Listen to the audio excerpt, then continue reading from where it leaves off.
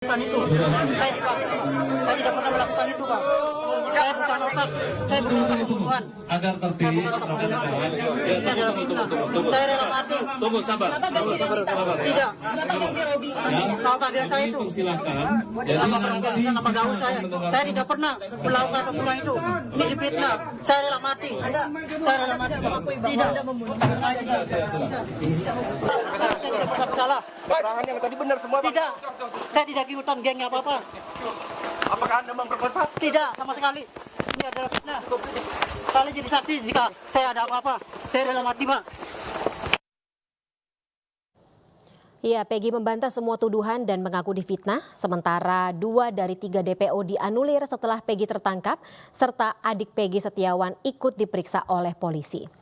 Untuk membahasnya lebih lanjut, kami sudah terhubung dengan kuasa hukum adik Peggy Setiawan, Yudia Alamsyah, dan Kabareskrim Polri periode 2008 hingga 2009, Susno Duaji. Selamat malam, saya sapa terlebih dahulu.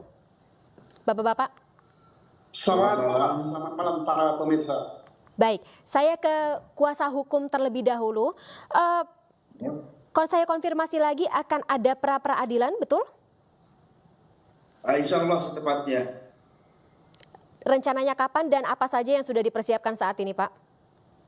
Ya, untuk pra-peradilan kami sedang mempersiapkan dan mudah-mudahan secepatnya kita akan daftarkan.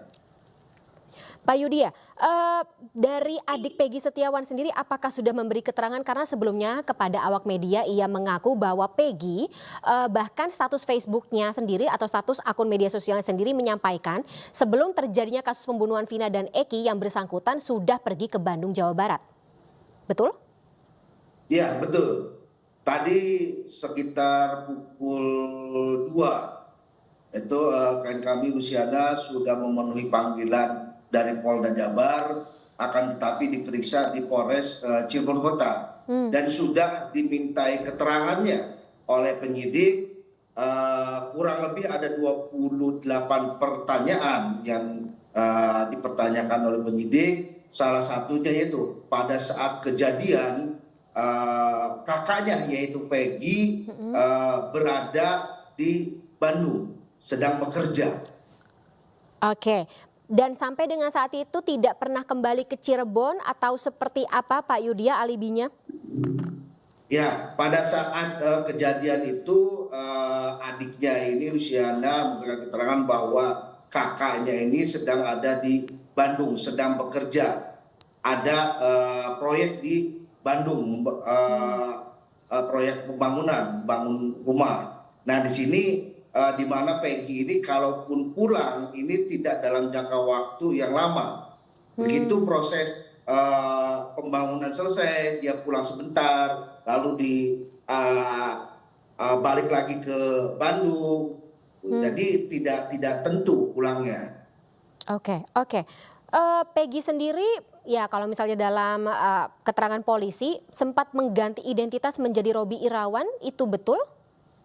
Nah, ini perlu diperjelas ya Mbak, bahwa Peggy ini tidak pernah mengganti identitasnya. Akan tetapi yang beredar di masyarakat, Robi itu adalah adik dari Peggy. Lah, Robi Irawan adik betul. Kandung dari Peggy. Tapi benar ada sosok bernama Robi Irawan. Ada sosoknya, dan Robi juga sering ikut bekerja di Bandung. Oh, jadi Robi bersama Peggy ini berarti adalah 2 orang yang berbeda ikut ke Bandung. Betul. Oke. Dan antara Peggy dan Robi ini ada kakak beradik. Oke. Dan sering dalam satu pekerjaan. Oke. Robi seharusnya juga diperiksa ya saat ini sebagai saksi ya oleh kepolisian ya untuk melengkapi alat-alat bukti ya. Ya, kita belum dapat konfirmasi atau panggilan untuk Robi. Baik, ini yang kita lihat juga dalam konferensi pers gitu, beberapa alasan yang tampaknya menjadikan Peggy sangat argumentatif, sangat ada refleks tertentu yang terlihat dalam konferensi pers yang menyatakan dirinya sendiri tidak terlibat atau dia yakin tidak terlibat dalam pembunuhan. Dan ini pula yang ingin saya tanyakan kepada Pak Susno. Pak Susno, kalau dari kacamata kami awak media, kejadian atau momen ketika Peggy ngomong secara refleks, bicara di hadapan awak media bahwa ia mengaku tidak terlibat, ia yakin ia tidak terlibat, ia bahkan siap rela mati, merupakan hal yang tidak biasa. Bolehkah seorang tersangka mengatakan atau melakukan hal seperti itu di tengah konferensi pers? Sangat-sangat boleh ya, Oke. tidak ada larangan. Jangankan di depan konferensi pers, di depan penyidik juga boleh waktu pemeriksaan, bahkan di depan sidang pengadilan mencabut berita acara pun boleh. Persoalannya kan harus dikuatkan dengan bukti ya, tidak cukup hanya dia omong. Oke. Oh saya tidak. Nah bukti itu tidak cukup hanya omongan dirinya, tidak cukup hanya saksi, tapi ada alat-alat bukti yang lain. Boleh-boleh saja dan itu harus dilakukan supaya keadilan tegak gitu. Dan polisi juga sangat menghargai, hakim jaksa pun sangat menghargai, pengacara pun juga begitu. Jadi kita tidak ada dalam hal ini satu, kalau alat penegak hukum yang benar ya, baik jaksa, polisi, hakim, termasuk advokat yang ingin menghukum orang tidak bersalah. Oke. Dosanya besar. Tapi kita juga tidak ingin juga ada orang yang bersalah bebas berkeliaran. Betul. Begitu. Boleh-boleh saja. Nah, kalau bicara mengenai orang yang bebas berkeliaran, Pak Susno, ada yang juga bikin bingung ketika DPO yang tadinya jumlahnya 3 kemudian direvisi tanda kutip jadi 1. Menurut pandangan Anda? Tidak boleh direvisi ya, tidak boleh dihilangkan, tidak boleh diapakan. Yang boleh kalau memang ada ya harus ada, kalau tidak ada ya harus dibuktikan tidak ada. Jadi kalau ada harus dibuktikan ada. Jadi polisi siapapun juga tidak boleh ngomong, apalagi ngomongnya dengan langsung itu tidak ada. Itu apa namanya? Fiktif. Asal-asalan nggak boleh. Itu fiktif nggak boleh karena itu sudah menjadi tercatat di dalam produk hukum berupa dalam putusan majelis hakim.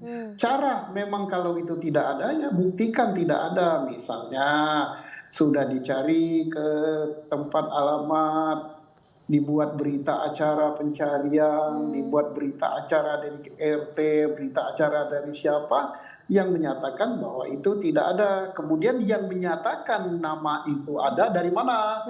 Penyidik dapatnya. Oh dari para saksi. Oh dari para yang sekarang menjadi terpidana diperiksa lagi. Okay. Kenapa kamu menyebut nama itu dan sebagainya? Setelah diperiksa lagi betul dia asal sebut dan sebagainya, baru dibuat kesimpulan. Nggak ada masalah asal bisa apa yang disebutkan itu dipertanggungjawabkan secara hukum. Nah, kalau Begitu yang Pak saja. Susno lihat dari revisi tanda kutip jumlah DPO pembunuhan Vina dan Eki saat ini, apakah sudah memenuhi prosedur tersebut? Apakah alat-alat bukti yang atau ya bukti-bukti yang dipegang oleh kepolisian cukup untuk membuat revisi tersebut? Saya tidak bisa mengatakan cukup, tidak bisa mengatakan tidak cukup karena saya kan tidak menjadi pemeriksa, tidak memeriksa ya. Oke. Yang saya amati pada waktu penyidik dari Polda Jabar mengatakan Pengumuman. bahwa DPO yang ada hanya 1 yang benar, yang 2 itu tidak ada. Kenapa tidak ada? Karena itu asal-asalan. Oke. Asal-asalan kenapa? Tidak disebutkan siapa yang menyebut, tapi yang bisa saya tangkap ada yang mengatakan saksi menyebut 3, ada yang menyebut 5, ada yang menyebut 8, tapi yang benar dan 8. Nah, itu tidak jelas dari saksi yang mana dan siapa yang menyebut itu. Dan saya sangat memaklumi penyidik Polda Jabar, Dirkrim ya yang mengatakan begitu. Karena apa? Mungkin situasi pada waktu itu. Okay. Saat konferensi pers kan orang ramai, kemudian ingin cepat-cepat mengakhiri konferensi pers, ingin cepat-cepat membawa tersangka ke tahanan sehingga tidak sempat menjelaskan yang sejelas-jelasnya. Ya kita positive thinking saja, mudah-mudahan suatu saat nanti Polda Jabar penyidiknya akan menjelaskan secara runtut mengapa 2 itu tidak ada gitu kan. Pasti ada something wrong ya. Something wrongnya di mana? kemungkinan keterangan yang dicatat itu yang memberi keterangan tidak benar. Oke. Kemungkinan kedua, penyidik yang membuat DPO itu tidak teliti, tidak ngecek dulu ke lapangan dan sebagainya. Ya, yang namanya penyidik mungkin capek, mungkin apa-apa, dan saya Manusia yakin juga ya Pak ya. bahwa aparat kepolisian itu sudah melakukan eksaminasi atau audit terhadap jalannya penyidikan itu. Baik. Nggak ada masalah lagi. Oke, satu lagi Pak Susno yang juga bikin penasaran adalah ketika ada fakta yang kemudian muncul penangkapan 7 pelaku sebelumnya yang sudah ditahan ya saat ini ada satu yang bebas itu dilakukan oleh Res Narkoba alih-alih Reskrimum. Ini kan kasus pidana murni yang harusnya dilakukan atau ya prosedurnya kan dilakukan oleh Reskrimum. Tanggapan Anda bagaimana? Begini. Saya tidak tahu persis siapa yang menangkap dan cara menangkap. Yang penting kita berpedoman saja pada hukum acara pidana kita. Oke. Dalam hukum acara pidana, manakala tertangkap tangan, kemudian pengertian tertangkap tangan adalah tidak lama setelah peristiwa itu terjadi dan sebagainya dan sebagainya. Asalkan terpenuhi unsur tertangkap tangan, siapapun boleh. Jangankan polisi narkoba, ya rakyat biasa seperti saya yang jadi petani saat ini boleh saja. Kalau tertangkap tangan. Setelah ditangkap diserahkan kepada yang berwenang. Tidak boleh saya sudah menjadi rakyat begini terus memberita acara, menyidik dan sebagainya. Tidak boleh. Jadi tidak ada Tapi SOP yang harus dilanggar. Syaratnya pertama tertangkap tangan. Tertangkap tangan. Oke. Apakah para tersangka pada waktu itu 8 tahun yang lalu yang sekarang menjadi terhukum itu tertangkapnya memenuhi definisi tertangkap tangan apa tidak? Saya nggak tahu. Oke. Saya kira penyidik tidak sembarang. Mari kita lihat aja nanti. Baik Pak Susno. Pak Yudya mungkin sudah mendengarkan tadi penjelasan dari Pak Susno Pak Susno 2J yang kebetulan menjabat sebagai Kabar Reskrim juga. Apakah hal-hal ini lagi-lagi faktor-faktor bukan faktor kami menyebutnya poin-poin tertentu menjadi sebuah amunisi untuk melakukan pra-peradilan khususnya dan tentunya dilengkapi dengan keterangan Peggy Setiawan yang saya konfirmasi lagi sampai dengan saat ini masih meyakini tidak terlibat dalam pembunuhan Vina dan Eki. Betul? Ya, betul. Apa-apa saja yang Anda siapkan? Ya kami juga sedang mempersiapkan bahan untuk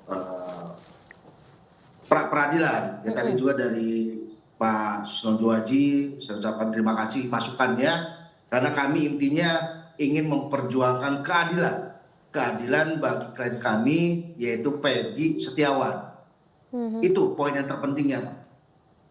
Oke, Peggy sendiri sekarang kondisinya bagaimana, Pak Yudya? Sampai hari ini kita belum bisa bertemu kembali, Mbak. Sudah berapa hari? 3 hari. Oke, kapan rencananya akan ada pendampingan lagi? Ini belum ada informasi akan ada pemeriksaan kembali, tapi insya Allah kami dalam waktu dekat besok atau lusa akan ke Bandung juga. Baik. Menengok Peggy. Baik, kami tunggu bagaimana perkembangan dari pendampingan tersebut yang tentunya akan menjadi fakta-fakta baru atau mungkin akan menghasilkan fakta-fakta baru dalam pengungkapan kasus ini. Terima kasih sebelumnya Pak Yudya dan juga Pak Susno 2J atas waktunya dalam Ainus Sore pada malam hari ini. Salam sehat selalu Bapak-Bapak, sampai jumpa lagi.